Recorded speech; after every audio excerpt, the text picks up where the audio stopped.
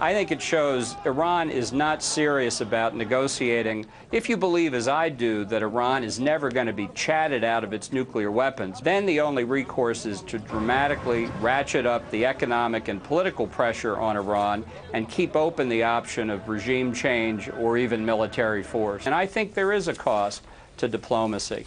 Time is used by countries like Iran to perfect their nuclear weapons program. We can't allow that to go on any further. And there's no particular reason why we ourselves have to directly talk to them. Some tough words for Iran. The president and Tony Blair talking about the rogue nation today. And former U.S. Ambassador John Bolton says it's clear that Iran won't be talked out of its nuclear program and that the pressure against them should be, quote, massively increased, according to him, including the threat of attack. Carter opened Pandora's box by his idiotic, stupid policies of human rights. This region of the planet holds over half of the natural oil resources on the planet, and they say that they want to start using nuclear power. I think being of the view that Iran is years and years away plays into Iran's hands. And they've demonstrated they're pursuing and have been for 20 years a nuclear weapons capability. That strategic intent is what we should focus on, and to stop them before they get closer. I believe in talk too, but you know, the Europeans talked to the Iranians for more than 2 years about stopping their nuclear weapons development program, and it had zero effect. We're talking to them now, and one of the things we're talking to them about is stopping this training equipment of the people coming in and killing American soldiers. In my opinion, they have taken a belligerent act against us. They've gotten involved in the war in Iraq, and if they feel they can get away with that, they'll just keep doing it, not only in Iraq, but elsewhere throughout the Middle East and ultimately right here in the United States of America.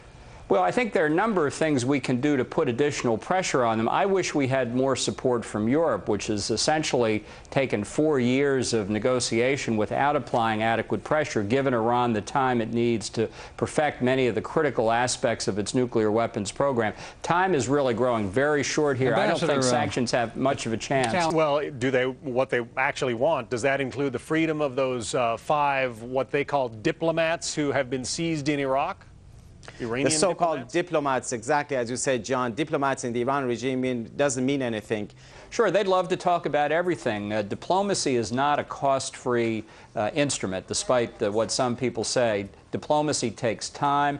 Time gives Iran more time to perfect its nuclear weapons. Even if they don't want to talk about that, it gives its proxies, Hezbollah, Hamas, and other terrorist groups time to do what they need to do. Sure, the Iranians would love to talk. Why not? Time is on their side. Let's recognize that we have slow-motion diplomacy dealing with Iran right now on the nuclear issue, and we have fast-paced nuclear development. So we have a mismatch between our objective and the means we're employing.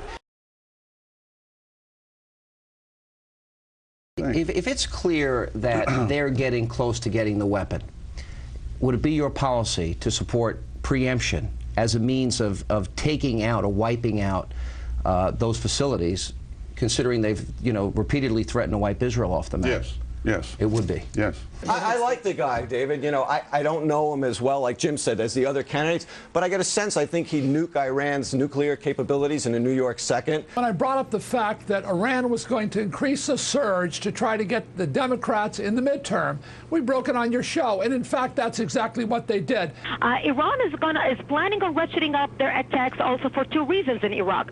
First, we are coming up on an election. They want to ensure that the Democrats are going to vote out our troops out of Iraq. I think that that what's being set up here is a decisive general election issue over the idea of going to war with Iran. Isn't it funny that John Edwards, of all of the celebrities out there, are available to go on the campaign trail, Danny Glover?